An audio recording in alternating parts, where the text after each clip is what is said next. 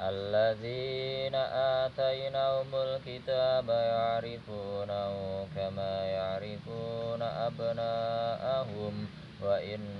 فريقا منهم ليكتمون الحق وهم يعلمون الحق من ربك فلا تكونن من الممترين ولكل وجهة وموليها فاستبقوا الخيرات أينما تكونوا يأتي بكم الله جميعا إن الله على كل شيء قدير ومن حيث خرجت فولي وجهك شطر المسجد الحرام وإنه للحق من ربك وما الله بغافل عما تعملون ومن حيث خرجت فولي وجهك شطر المسجد الحرام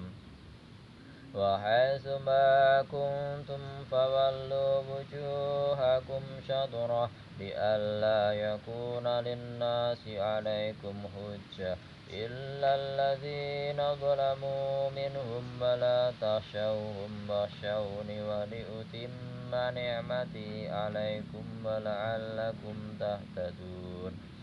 كما أرسلنا فيكم رسولا منكم يتلو عليكم آياتنا ويزكيكم ويعلمكم الكتاب والحكمة ويعلمكم ما لم تكونوا تعلمون فاذكروني أذكركم واشكروا لي ولا تكفرون يا أيها الذين